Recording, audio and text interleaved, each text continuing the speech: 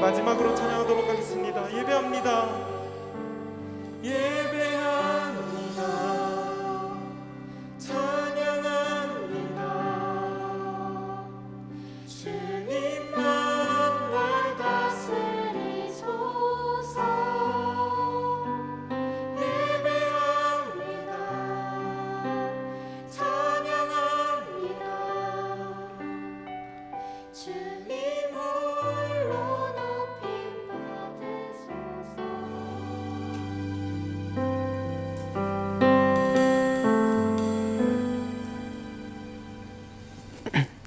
하나님 아버지, 오늘 하루도 예배를 드릴 수 있게 하심에 감사드립니다. 지난 한 주간 저희들을 지켜주시고 항상 동행해 주심에 감사드립니다. 저희가 살아가는 동안 많은 죄와 유혹이 있더라도 항상 주님만 따르고 주님의 말씀에 순종하는 저희가 되게 해주세요. 오늘의 말씀을 여경구 목사님께서 전하십니다. 목사님께서 말씀을 전하실 때 저희가 집중해서 말씀을 듣고 주님의 말씀대로 다음 한 주간도 순종하며 살게 해주세요. 예배를 준비하는 찬양팀, 미디어팀, 선생님들의 믿음을 지켜주세요. 언제나 주님께서 함께 하심을 믿사하며 우리를 사랑하시는 예수 그리스도의 이름으로 기도드립니다. 아멘. 네, 여러분 반갑습니다. 오늘도 예배 드리기 전에 우리가 해야 할 것이 있습니다. 뭘까요?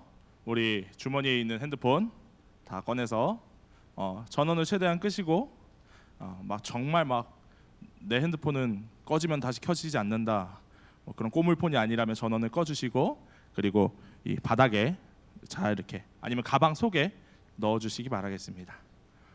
네. 다 넣었나요? 오, 이 가방 속에 넣는 척하면서 이렇게 쑥 이렇게 밑장 빼기 주머니에 넣는 친구들 보이는데 다 보입니다, 앞에서. 네. 오늘 이 시간 우리 함께 말씀 읽을 텐데요. 우리가 함께 읽으실 말씀은 요한복음 14장 16절에서 17절까지 말씀입니다. 요한복음 14장 16절부터 17절까지의 말씀입니다. 저와 여러분이 한 목소리로 함께 읽도록 하겠습니다. 시작. 내가 아버지께 구하겠으니 그가 또 다른 보혜사를 너희에게 주사 영원토록 너희와 함께 있게 하시리니 저는 진리의 영이라 세상은 능히 저를 받지 못하나니 이는 저를 보지도 못하고 알지도 못함이라. 그러나 너희는 저를 아나니 저는 너희와 함께 거하심이요 또 너희 속에 계시겠음이라. 아멘. 자, 여러분, 올해 우리 중등부 표어이자 교회 표어가 혹시 뭔지 아시나요? 우리 교회 표어 아는 사람? 여기서 우리 친구들 중에 나는 올해 우리 교회 표어를 알고 있다. 오, 우리 교회 표어를 알고 있다. 네, 모르면 오늘 익혀가면 돼요. 올해 우리 교회 표어가 뭐죠? 네, 성령 충만을 사모하는 애. 그게 우리 교회 올해 표어입니다. 그리고 그 표어를 따라서 우리 중등부의 표어는 뭐냐? 성령 충만을 사모하는 중등부. 성령 충만을 사모하는 중등부입니다. 그런 의미에서 우리 옆 사람에게 이렇게 축복했으면 좋겠습니다. 성령 충만을 사모합시다. 여러분 하시라고, 여러분. 여러분. 자, 옆 사람 보고 고개 돌리고 이렇게 목사님 보지 마시고 자, 이렇게 따라하는 거예요. 성령 충만을 사모합시다. 네, 너무 감사합니다, 여러분. 네. 그런데 여러분, 저는 여기서 다시 여러분에게 질문을 한 가지 하고 싶어요. 여러분, 성령님이 어떤 분이신가요?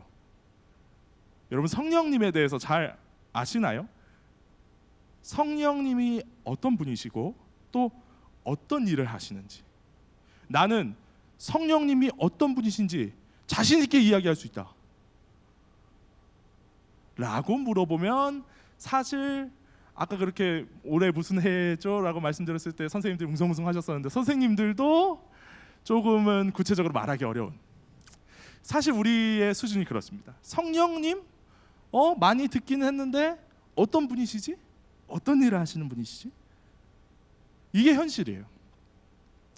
우리는 성령님 많이 듣기는 했는데 이 성령님이 어떤 분이신지, 어떤 일을 하시는 분이신지 한번 설명을 해보라고 하면 말문이 막힙니다. 이 삼위일체 하나님이라고 하면 꼭 물어보면 그렇게 대답해요. 성령님 누구시니? 그 삼위일체 하나님 중에 성부, 성자, 성령, 그 성령님이 계세요. 그래서 그 성령님이 어떤 분이시냐고. 삼위일체 하나님 중에 성부, 성자, 성령님이 계신데 그 중에 성령님이세요. 예. 근데 우리가 그렇게 삼위일체 하나님이라고 하면 성부, 성자에 대해서는 그래도 상대적으로 많이 아는 편입니다. 그런데 유독 성령 하나님에 대해서는 잘 알지를 못하는 거예요. 왜 그럴까요? 왜 그럴까요? 상대적으로 이 성부 하나님과 성자 예수님이 하신 일들은 굉장히 구체적으로 명확하게 성경에 기록되어 있고 또 그 분량도 굉장히 많습니다. 그렇기 때문에 그렇습니다. 여러분, 성부 하나님 어떤 분이시죠? 우리가 흔히 하나님, 그냥 하나님이라고 부르는 성부 하나님 어떤 분이시죠? 세상을 창조하시고 구약 시대에 아브라함을 부르시고 모세를 부르시고 이스라엘을 출애굽시키셔가지고 가나안 땅에 들어가게 하시고 그 모든 구약 역사를 이끌어 가신 분이 누구? 성부 하나님. 잘 알고 있어요. 그래서 거의 구약 전체를 이끌어 가시는 것이 성부 하나님이다라고 말해도 과언이 아닐 정도입니다. 그럼 예수님은요? 성자 예수님은요? 신약 성경에서 하나님의 아들로 말씀이 육신이 되어 이 땅에 오셔서 제자들을 키우시고 병든 자를 고쳐주시고 하나님 나라 복음을 선포하시고 우리 죄를 위해서 십자가에 못 박혀 죽으시고 부활하셔서 승천하신 그 성부 예수님. 이 성경 전체가 예수님에 대한 이야기라고 봐도 과언이 아닐 정도로, 특별히 그 중에서도 신약 전체를 이끌어 가시는 분이 바로 이 성자 예수님이십니다. 그러다 보니까 우리가 어려서부터 하나님에 대한 이야기, 예수님에 대한 이야기 참 많이 듣고 자랐어요. 그래서 우리가 상대적으로 하나님에 대한 이야기나 예수님에 대한 이야기는 잘 알고 있습니다. 물론 다 아는 건 아니지만 최소한 아는 척이라도 할 수 있습니다. 그런데 여러분, 성령님은요? 물어봅시다, 여러분. 성령님은 성경 어디를 보면 나오나요? 성경 어디를 보면 성령님을 우리가 볼 수 있나요? 잘 모릅니다. 콕 집어서 여기다라고 말할 수 있는 그런 부분들이 물론 있긴 있지만 상대적으로 하나님이나 예수님보다 그 분량도 부족하고 또 굉장히 추상적인 이미지와 역할로 등장하십니다. 예를 들어서 여러분, 예수님이 세례 요한의 세례를 받는 장면을 한번 떠올려 보세요. 예수님이 세례 요한한테 가셔서 세례를 받으시는 장면.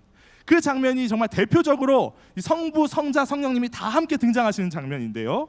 여기서 하나님과 예수님의 역할은 굉장히 명확하고 선명합니다. 예수님은 세례를 받는 당사자이시니까 그렇게 등장하시고, 하나님은 어때요? 하늘이 다 열리고 위엄 있게 말씀하시는 거예요. 이는 내 사랑하는 아들이요 나의 기뻐하는 자라.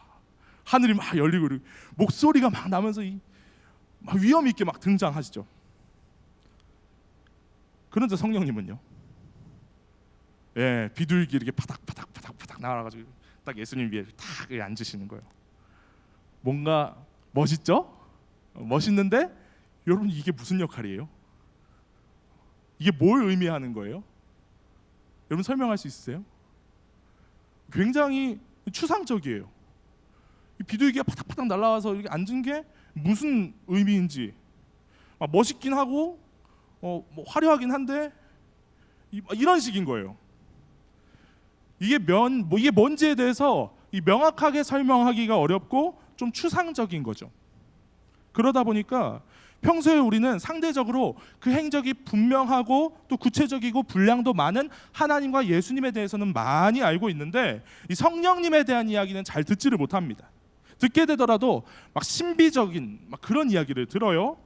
막 성령님이 임하셔서 사람들이 막 방언을 하게 됐다더라, 막 쇠이빨이 금리빨이 됐다더라, 막 죽은 자가 살아나고 막 병든 자가 고쳐지고 막 장풍을 쏘니까 넘어가고 막 이런 이야기를 자꾸 듣는 거예요. 그래서 원래 성령님이 어떤 분이신지에 대해서 우리가 잘 알지 못하고 성령님에 대해서 계속 오해를 하게 됩니다. 그래서 우리가 성령 충만을 사모하는 해, 성령 충만을 사모하는 중등부라고 이야기를 하는데 성령님이 뭔지를 모르겠으니까 누구신지를 모르겠으니까 성령님도 누군지 모르겠고 그럼 성령 충만이라는 건 대체 뭔지 모르겠고 그래서 우리가 성령 충만이 뭔지도 모르는데 그걸 사모할 수는 없는 거잖아요. 내 연애를 하는데 얼굴도 모르면서 내가 그 사람을 사랑할 수는 없는 거잖아요. 그렇잖아요. 그래서 오늘은 특별히 이 성령님이 누구신지 성령님이 어떤 일을 하시는지 그리고 우리가 성령 충만을 사모해야 되는데 어떻게 하면 성령 충만해질 수 있는지 여러분과 나눠보는 시간을 가지도록 하겠습니다. 자, 그럼 가장 먼저 우리가 첫 번째 알아볼 것이 무엇이냐? 바로 성령님은 누구신가요? 입니다. 성령님은 누구신가요? 오늘 말씀을 보면 예수님께서 직접 성령님에 대해 이 제자들에게 가르치는 장면이 등장합니다. 그러면서 요한복음 16장 7절에는 제자들에게 이런 말씀을 하십니다. 오늘 말씀 7절인데요. 함께 읽겠습니다. 시작. 그러하나 내가 너희에게 실상을 말하노니 내가 떠나가는 것이 너희에게 유익이라. 내가 떠나가지 아니하면 보혜사가 너희에게로 오시지 아니할 것이요 가면 내가 그를 너희에게로 보내리니. 아멘. 예수님께서 이 십자가에 못 박히시고 돌아가시고 승천하시기 부활 승천하시기 전에 제자들에게 그렇게 말씀하세요. 내가 떠나가는 것이 너희에게 유익이다. 내가 떠나가야 그분이 너희에게 오시는데 성령님이 너희에게 오시는데 그것이 더 너희에게 유익이다. 그런데 저는 여기서 한 가지 의문이 듭니다. 뭐냐면 아니 그렇잖아요. 우리 생각에는 눈에 안 보이는 추상적인 성령님이 아니라 예수님이 지금 이 자리에 계시면 얼마나 좋아요. 예수님이 지금 이 자리에 살아 계셔서 뭐 저도 설교할 필요도 없고 앉아가지고 예수님 말씀 막 들으면서 끝나면 간식도 어떻게 나눠주세요. 물고기 막 2마리 보리떡 5개 막 만들어가지고 막 나눠주시고 그런 기적을 예수님 앞에서 직접 경험할 수 있다면 여러분 얼마나 좋겠습니까? 그런데 예수님 말씀하시는 거예요. 내가 떠나고 성령님이 오시는 게 더 너희에게 유익이다. 이 당시 제자들도 예수님의 이 말씀을 듣고 굉장히 당황했습니다. 그러면서 예수님 떠나시면 안 됩니다. 예수님 떠나시면 안 됩니다. 당황하고 간절하게 요청했어요. 그럼에도 불구하고 예수님께서 말씀하세요. 내가 떠나고 성령님이 오시는 게 너희에게 유익이다. 왜 그렇게 말씀하셨을까요? 그 이유는 바로 예수님과 성령님의 차이가 있기 때문에 그렇습니다. 예수님은요 사람의 몸을 입고 이 땅에 오셨어요.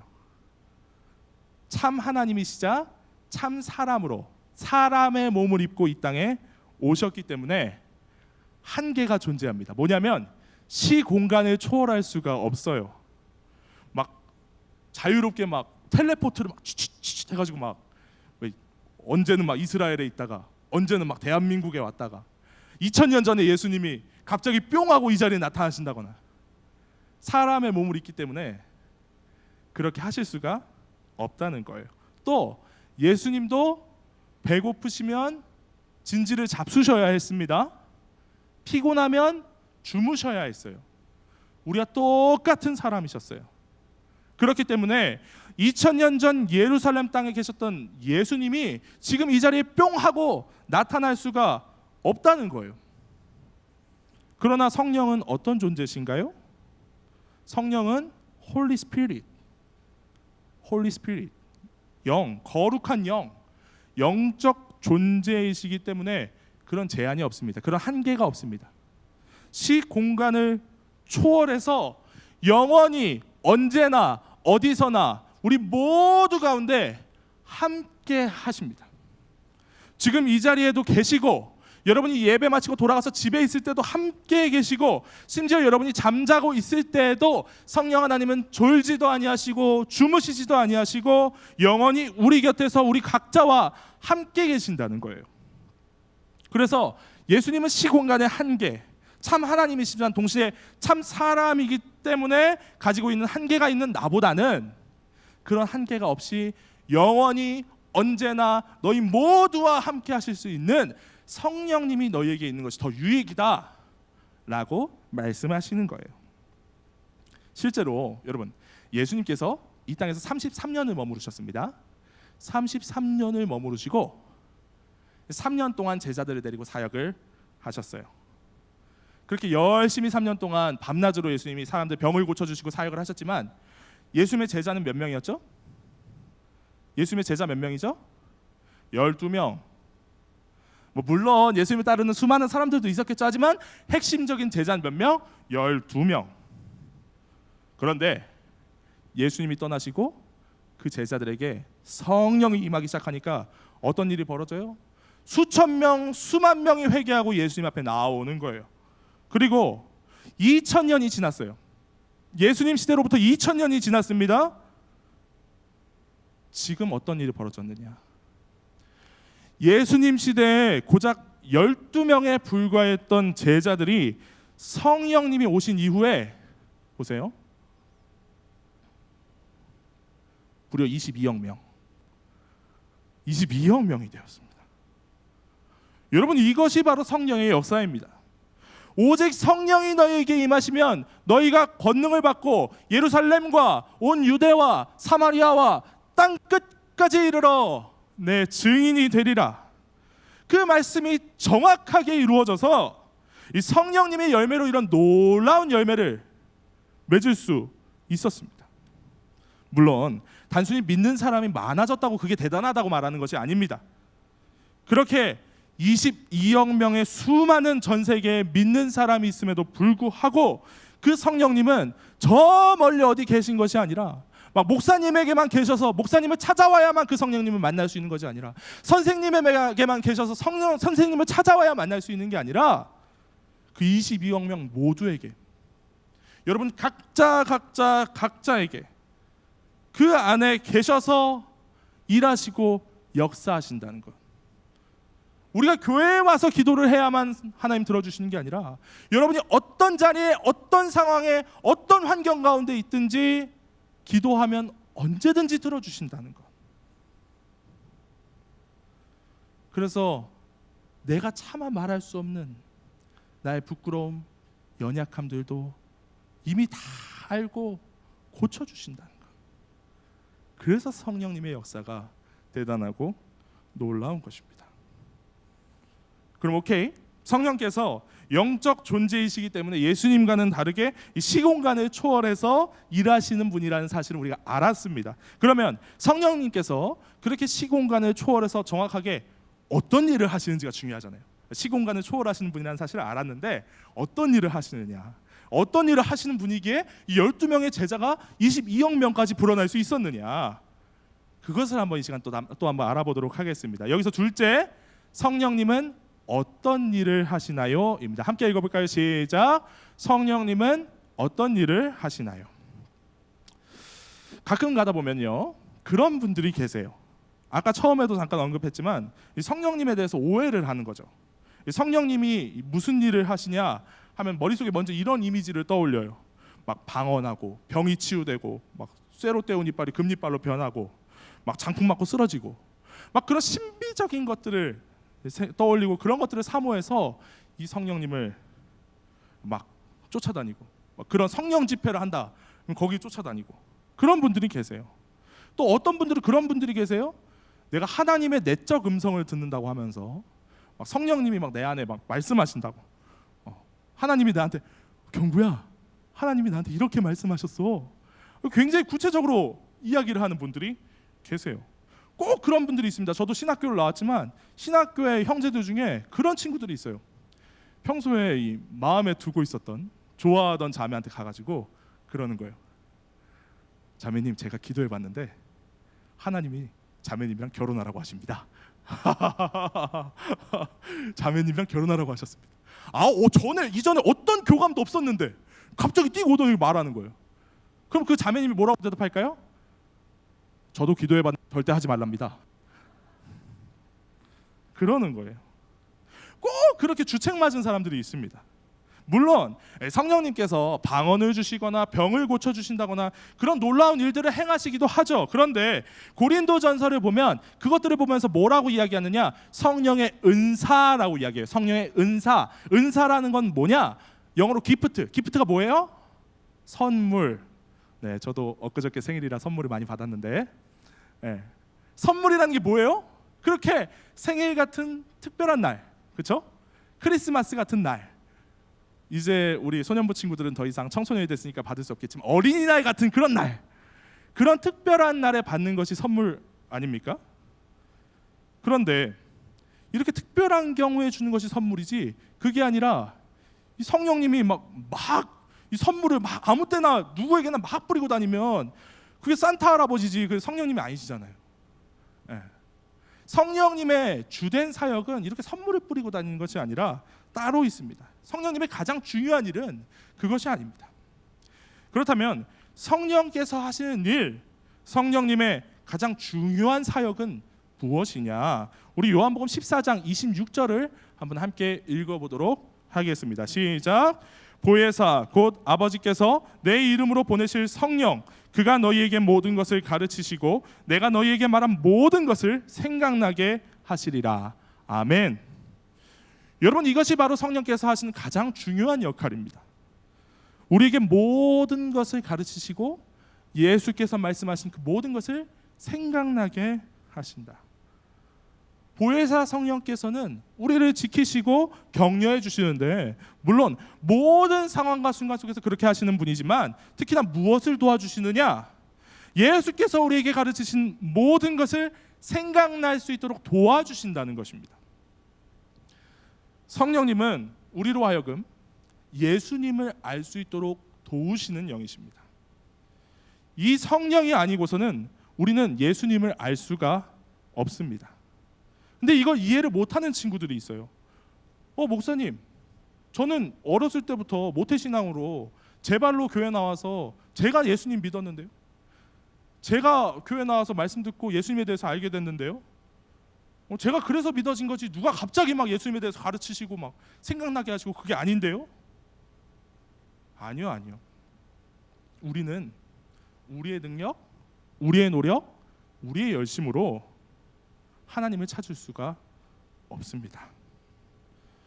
우리의 지식, 우리의 경험으로는 하나님을 알 수도 없고 하나님을 믿을 수도 없습니다. 예전에 제가 거기에 대해서 설교를 한번 한 적이 있는데요. 잠깐 보고 돌아오시겠습니다. 신이 자신의 존재를 우리에게 드러내지 않으려고 한다고 생각해 보세요. 신이 숨었어. 우리에게 자신의 존재를 들키지 않으려고 해. 드러내지 않으려고 해. 그럼 우리가 신을 찾을 수 있을까요? 찾을 수 없겠죠. 우리가 찾는다고 찾아지는 신이라면 사실 그건 신이 아니겠죠. 그렇다면 결국 우리가 이 신에 대해서 알 수 있는 유일한 방법이 뭐냐? 신이 우리에게 자신의 존재를 드러내는 것. 신이 우리에게 자신의 존재에 대해서 알리는 것. 내가 여기 있다. 우리에게 자신의 존재를 드러내는 것. 그래야만 우리는 신의 존재를 발견할 수 있습니다. 네, 제가 이렇게 설교했던 것처럼 하나님이 그분 스스로를 우리에게 나타내려 하지 않으신다면 우리는 우리의 어떤 노력으로도 어떤 능력과 방법으로도 하나님을 찾을 수가 없습니다. 하나님이 자신을 드러내지 않으려고 하시는, 생각해 보세요. 하나님이 자신을 숨기려고 하시는데 우리가 하나님을 찾을 수 있다? 그럼 그건 하나님이 아니겠죠. 신이 아니겠죠. 자신을 숨기려고 하는데 인간에게 찾아지는 신이 어떻게 신이겠습니까? 때문에 우리가 하나님을 아는 것은 우리의 지식으로, 우리의 능력으로, 우리의 노력 덕분에 하나님을 아는 게 아닙니다. 그게 아니라 하나님께서 우리에게 하나님을 알 수 있도록 여러 다양한 방법으로 이 자리 가운데 불러주시고 하나님 말씀을 듣게 하시고, 또 듣는다고 믿어지나요? 들은 것을 우리 마음속에 믿어지게 하시고, 그렇기 때문에 우리가 예수를 주로 고백하고 나의 구원자로 고백할 수 있게 된 것입니다. 이에 대해서 성경은 이렇게 말씀합니다. 고린도전서 12장 3절 하반절입니다. 함께 읽어볼까요? 시작. 성령으로 아니하고는 누구든지 예수를 주시라 할 수 없느니라. 아멘. 성령이 역사하지 않으시면 아무리 누가 우리에게 복음을 전하고 교회 나오라고 강요하고 엄마가 막 예배 좀 드리라고 막 등 떠밀고 해도 우리는 예수님을 믿을 수 없습니다. 그렇잖아요. 우리가 이 자리에 앉아 있는다고 해서 정말로 예수가 나의 주로 믿어지나요? 그렇게 할 수 있나요? 아니요. 아니에요. 성령님께서 우리를 이 자리 가운데 불러주시고 우리의 마음을 열어주시고 우리 마음 가운데 믿을 수 있도록 그 믿음을 주셔야만 우리가 하나님 믿을 수 있는 거예요. 그래서 우리로 하여금 예수를 믿어지게 하시고 주로 고백하게 하시고 그 마음을 움직이시는 그분이 바로 성령님이시라는 것입니다. 이 자리에 앉은 여러분이 스스로 마음으로 예수님 나의 구원자이십니다, 나의 주인이십니다, 그 사실을 인정하고 믿고 고백할 수 있다면 여러분은 누가 뭘 해도 성령의 사람, 성령의 인도를 받는 사람들입니다. 우리 옆 사람에게 이렇게 고백할까요? 당신은 성령의 사람입니다. 자, 반대쪽. 당신은 성령의 사람입니다. 네, 그렇습니다. 예수님을 믿고 예수님을 나의 주로 고백하는 여러분은 이미 성령을 받은 사람들입니다. 성령님이 함께 하시는 성령의 사람인 줄로 믿습니다. 이처럼 성령님은 여러분을 보호하시고 은혜를 주시고 무엇보다 특별히 예수를 주로 고백할 수 있도록 여러분의 믿음의 길로 인도하시는 보혜사 성령님이십니다. 자, 여기까지 우리가 첫째, 성령님은 어떤 분이신지, 그리고 둘째, 성령님이 어떤 일을 하시는지를 배웠는데요. 이제 마지막으로 우리가 배울 것은 뭐냐? 그렇다면 성령 충만은 어떻게 받을 수 있나요? 입니다. 성령 충만은 어떻게 받을 수 있나요? 우리가 아까도 이야기했듯이 올해표가 성령 충만을 사모하는 해, 그 성령 충만을 사모하는 중등부라고 했습니다. 그렇다면 성령님이 어떤 분이신지는 알겠는데, 그리고 그 성령님이 어떤 일을 하시는지도 알겠는데, 성령 충만은 대체 어떻게 받을 수 있나요? 성령 충만이라는 게 대체 뭔가요? 그것을 알아야 우리가 성령 충만을 사모할 수 있지 않겠습니까? 그렇다면 여러분, 성령 충만이라는 게 뭘까요? 막 성령 아까 배웠고 충만해진다고 하니까 뭔가 가득 찬다, 가득 차오른다 이런 느낌인 것 같아요. 성령으로 내 안이 가득 찬다, 그걸 보고 이제 성령 충만이라고 하는 거죠. 근데 이 용어 때문인지는 모르겠는데 이 성령으로 가득 찬다, 충만하다 이 표현을 하니까 어떤 사람은 그걸 그렇게 생각하는 것 같아요. 성령님이 언제는 막 내 안에 오셔가지고 가득 차고 또 언제는 막 갑자기 이렇게 떠나가시기도 하시고 이렇게 물어보는 사람이 실제로 있더라고요. 정말로 제가 청년 때 같은 교회에서 신앙생활하는 어떤 분이 계셨는데 누나셨는데 그분이 어떤 일들을 하셨냐면 굉장히 이 성령의 은사들을 사모하시는 분이셨어요. 그래서 막 맨날 기도하면은 기도만 하면 막 방언이 막 터져 나와요. 막 스카리아스 막 방언이 터져 나오는 거예요. 저는 방언 못 해요. 그냥 따라하는 거예요. 그분이 이렇게 하셨어요. 너무 이렇게 많이 하셔가지고 제가 외웠습니다. 스카리아스 막 입만 열면 막 방언이 막 터져 나오는 거예요. 게다가 막 기도에 가서 기도만 하면은 자꾸 막 쓰러져 막 이렇게 막 성령의 바람이 느껴진대요. 막 그러면서 막 쓰러져요. 그리고 막 자꾸 하나님의 음성을 들었다고 하면서 내가 하나님께 이런 마음을 받았다, 음성을 받았다 그러면서 저한테 와서 자꾸 이야기하시고, 그리고 막 뭐만 문제만 생겼다고 하면 야 이거는 사탄의 역사라고 막 귀신의 역사라고 이거를 물리쳐야 된다고 하면서 또 막 스카리아스 막 기도하면서 귀신 퇴치하시고 그런 분이셨어요. 뭐 좋아요, 뭐 그럴 수 있죠. 그런데 여러분, 우리가 신앙에도 기복이 있는 것처럼 이 성령의 은사에도 기복이 있는 거 아세요? 한 번 방언을 할 수 있게 된 사람이 영원히 방언을 할 수 있을까요? 그렇지가 않더라고요. 이분들이 이제 청년이고 취업을 하고 직장일이 바빠지다 보니까 조금 이 신앙생활에 소홀해지셨어요. 신앙생활에 소홀해지다 보니까 갑자기 어느 순간부터 방언이 안 되는 거예요. 그렇게 입만 열면 막 스카리아스 막 그러시던 분이 방언이 안 된다는 거예요. 그러면서 저한테 이렇게 이야기하시더라고요. 경구야, 성령님이 나를 떠나셨어. 성령님이 나를 버리셨어. 그러면서 마치 하나님께 버림받은 사람인 것처럼 그렇게 뜨거웠던 믿음이 한순간에 확 식어버리는 그런 분을 제가 본 적이 있었습니다. 그런데 여러분, 여기서 질문. 성령님이 정말로 그렇게 나에게 찾아오셨다가 떠나셨다가, 나에게 찾아오셨다가 떠나셨다가, 내가 막 믿음에 열정이 있고 막 그래서 열심히 신앙생활하면 나에게 확 찾아오셨다가, 그렇지 않으면 또 떠나셨다가, 그렇게 왔다 갔다 하는 그런 분이실까요? 그렇지 않습니다. 성령님은 한 번 찾아오시면 절대로 나를 떠나지 않으십니다. 하나님은 절대로 나를 떠나지 않으십니다. 하나님이 우리를 어떻게 붙잡고 계신지 아세요? 이렇게 잡고 있는 것이 아니라 하나님 우리를 이렇게 붙잡고 계셔서 설마 내가 하나님을 놓을지라도 하나님은 절대 우리를 놓치지 않고 이렇게 붙잡고 계십니다. 하나님은 절대로 나를 놓치지 않으시고 포기하지 않으십니다. 그럼 그런 생각이 들어요. 아니 그러면 뭐야? 하나님이 항상 나를 떠나지 않으신다는데, 성령님이 절대 나를 떠나지 않으신다는데, 그럼 굳이 성령 충만을 사모할 필요가 있나? 어차피 하나님 항상 내 안에 계시는데 이미 성령 충만한 거 아닌가? 그런 생각이 드는 거예요. 그런데 여러분, 이거는 반은 맞고 반은 틀린 이야기입니다. 아까도 이야기했듯이 성령님은 한 번 우리 안에 오시면 결코 우리를 떠나지 않으십니다. 그러니까 이 성령 충만이라는 이야기는 이 성령님이 우리에게 오셨다 떠났다 오셨다 떠났다 하는 이야기가 아니라는 거예요. 막 충만하게 오셨다가 언제는 떠나셨다가, 그게 아니라는 겁니다. 그럼 뭐냐? 생각해 보세요. 성령님은 이미 우리 마음 안에 있어요. 그런데 우리 마음 안에는요, 성령님만 계신 것이 아닙니다. 우리 마음 안에는 성령님만 계신 것이 아닙니다. 그럼 또 누가 있죠? 내가 있어요. 내 자아, 내 죄성,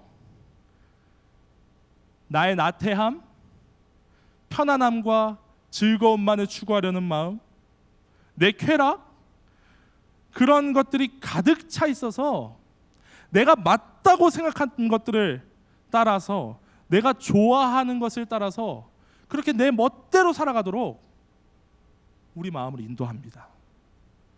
그렇게 끊임없이 나를 이끌어가는 내 자아와 내 죄성이 우리 마음 안에 성령님과 함께 계십니다. 그래서 내 안에 있는 그 자아가요, 성령의 역사를 방해하는 거예요. 성령님께서 우리를 다스리시는 것을 방해하는 거예요. 성령의 인도를 받지 못하게 만드는 거예요. 결국은 성령님이 우리를 이끄시는 것과 정반대로 우리를 이끌어갑니다. 성령님은 계속 내 안에 예배해야 된다, 이웃을 사랑하고 아껴야 된다, 죄를 짓지 말아야 한다, 내 가족을 더 사랑해야 된다, 계속해서 말씀하시는데, 그 성령님이 아니라 내 속에 있는 내 자신, 내 자아, 나의 죄성이 나를 지배하고 이 시간 예배드리기 싫게 만들고 말씀 듣기 싫게 만들고 계속해서 죄를 짓게 만들고 내 가족에게, 내 이웃에게 나쁜 말을 하게 만들고 화를 내게 만들고, 그렇게 내 안에 있는 죄성이 나를 지배하고 이끌어가는 거예요. 예전에 유행했던 가요 중에 이렇게 성령의 지배를 받지 못하고 끊임없이 나의 지배, 나의 자아의 지배, 나의 죄의 지배를 받는 그 모습을 안타까워하면서 작곡된 그런 곡이 한 가지 있었습니다. 무슨 노래냐면 바로 가시나무입니다. 조금 연세가 있으신 분들은, 우리 선생님들은 시인과 촌장의 노래로 이 노래를 기억하실 것이고, 저랑 비슷한 나이대 분들은 이제 조성모의 노래로 이 노래를 기억하실 것 같아요. 그리고 아마 여러분은 잘 모르시겠죠. 네, 이게 바로 세대 차이입니다. 어쨌든 이 노래의 가사가 이렇습니다. 조성모가 이렇게 부르더라고요. 내 속엔 내가 너무도 많아서 당신의 쉴 곳 없네. 내 속엔 헛된 바램들로 당신의 편할 곳 없네. 그리고 내 속엔 내가 어쩔 수 없는 어둠, 당신의 쉴자리를 뺏고 내 속엔 내가 이길 수 없는 슬픔, 무성한 가시나무 숲 같네. 우리 함께 읽어볼까요? 함께 읽어보겠습니다. 시작. 내 속엔 내가 너무도 많아서 당신의 쉴 곳 없네. 내 속엔 헛된 바램들로 당신의 편할 곳 없네. 내 속엔 내가 어쩔 수 없는 어둠, 당신의 쉴 자리를 뺏고 내 속엔 내가 이길 수 없는 슬픔, 무성한 가시나무 숲 같네. 여러분 보시면 아시겠지만 여기서 당신이 누구예요?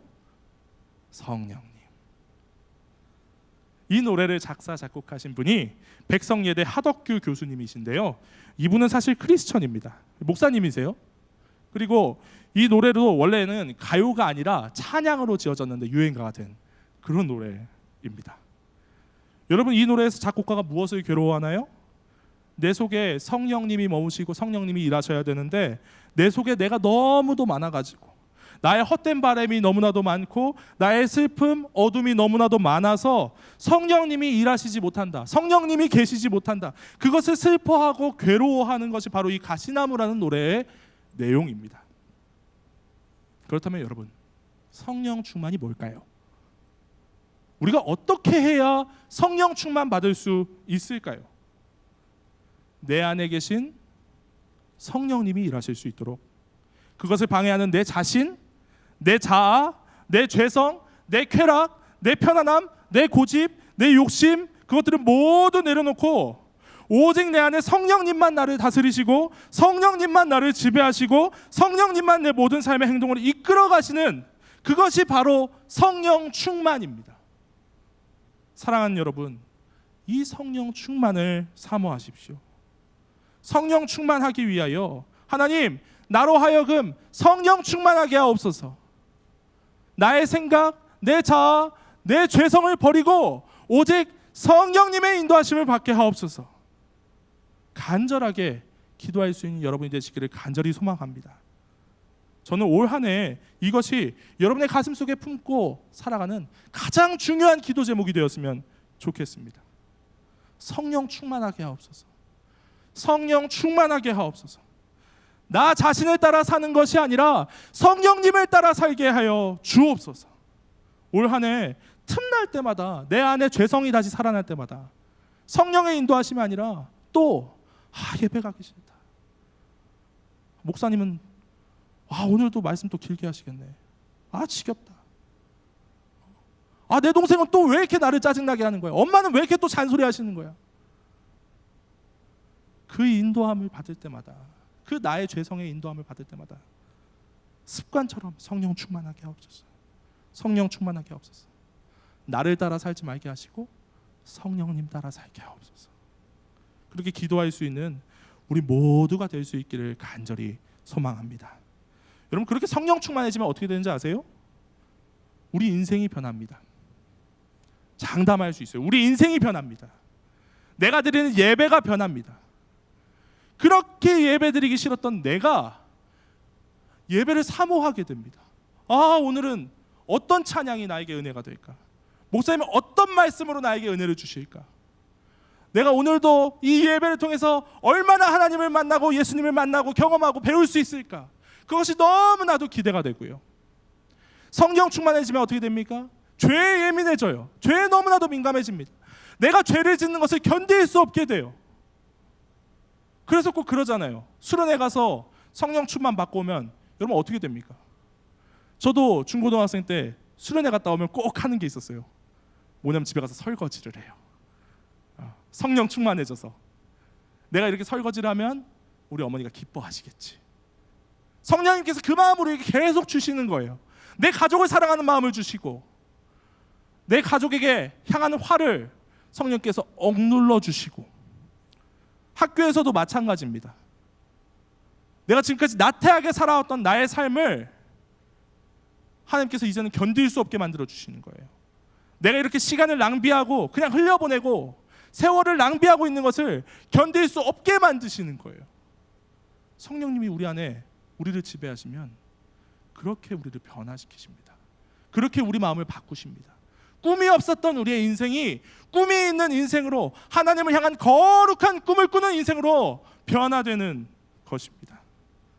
사랑하는 여러분, 이제 말씀을 마칠 때인데요, 우리 시간 함께 기도했으면 좋겠습니다. 나로 하여금 성령 충만하게 하옵소서. 나의 가운데 성령님 찾아오셔서 나 자신의 자아, 나의 욕심, 내 속에 계속 죄를 짓고 살아가게 만드는 나의 부족함들 이 시간 다 박살내 주시고 오직 성령님만 내 안에 일하실 수 있도록 강력하게 주님 일하여 주옵소서. 이 순간뿐만 아니라 올 한 해 계속 성령 충만을 사모하며 성령에 붙들린 삶 살아갈 수 있게 하옵소서. 우리 시간 간절히 함께 기도하겠습니다. 사랑의 하나님 아버지, 이 시간 역사하여 주셔서 우리와 함께하여 주시고 아버지, 우리 안에 있는 죄성, 내 자아, 내 생각, 내 쾌락, 내 나태함 아버지 다 박살내버리고 오직 성령의 인도함을 받는 우리가 되게 하여 주시옵소서. 성령님을 통하여 우리가 예배를 사모하는 마음 허락하여 주시고 말씀을 사모하는 마음 허락하여 주시고 우리의 마음이 더욱 하나님과 가까워질 수 있도록 하시고 또 우리의 삶이 변화되어서 하나님 원하시는 대로 하나님 말씀대로 예수의 가르침대로 이웃을 사랑하며 살아갈 수 있는 우리 모든 중등부 될 수 있도록 주여 역사하여 주시옵소서. 성령 충만을 사모합니다. 내 마음 가운데 내가 역사하는 것이 아니라 성령님만 역사하시기를 간절히 사모합니다. 주여 임하여 주시옵소서. 주여 내 마음을 가득 채워 주시옵소서. 가시나무 숲 같은 내 마음이 아니라 성령님께서 인도하시는 삶으로 아버지 우리의 삶을 변화시켜 주시옵소서. 하나님 사랑의 하나님 감사합니다. 아버지, 우리 가운데 성령 충만을 사모하는 해, 성령 충만을 사모할 수 있도록 허락하여 주셔서 하나님, 이제는 우리가 죄 아래 거하는 것이 아니라 은혜 아래, 성령 아래 거할 수 있도록 아버지 찾아와 주시니 감사합니다. 하나님, 그러나 고백합니다. 우리 마음에 우리 자신이 너무나도 많이 있습니다. 나의 죄성이 너무나도 많이 있습니다. 그래서 성령님의 인도를 따라 살지 못하고 내 마음대로, 내 생각대로, 내 뜻대로, 내가 원하는 대로 형편없이 살아가는, 또 넘어지고 또 무너지는 우리의 삶의 자리들이 있습니다. 주여 불쌍히 여겨주셔서 우리로 하여금 성령 충만하게 하시고 내 자아와 내 생각들을 내려놓고 오직 성령의 인도함 받을 수 있는 성령의 사람으로 살아갈 수 있도록 우리 모든 중등부 머리 위에 역사하여 주시옵소서. 그리하여 아버지 하나님, 올 한 해 계속해서 성령을 사모하며 성령 충만한 삶을 살아가는 우리가 될 수 있도록 주여 역사하여 주시고 다시 넘어질 때마다, 다시 나의 자아에 나의 죄에 굴복할 때마다 다시금 성령 충만을 사모함으로, 성령 충만을 간구함으로 그 은혜 아래 살아갈 수 있는, 그래서 우리의 삶이 변화될 수 있는 우리 모든 중등부 친구들 될 수 있도록 주여 역사하여 주시옵소서. 이 시간 준비한 귀한 예물 하나님 앞에 올려드립니다. 이 예물뿐만 아니라 우리의 삶 또한 하나님께 함께 올려드릴 수 있도록 주여 역사하여 주시고, 또한 예물을 올려드릴 때 우리 모든 생각, 우리의 모든 마음, 우리의 모든 죄악들까지도 함께 받아주셔서 아버지 그것들을 깨끗하게 하여 주시고 다시금 우리가 성령의 인도를 받는 사람, 성령 충만한 사람 될 수 있도록 주여 은혜 베풀어 주시옵소서. 감사드리며 살아계신 우리 주 예수 그리스도의 이름으로 기도하옵나이다. 아멘. 이 시간은 헌금 시간입니다. 준비한 예물 하나님께 올려드리도록 하겠습니다.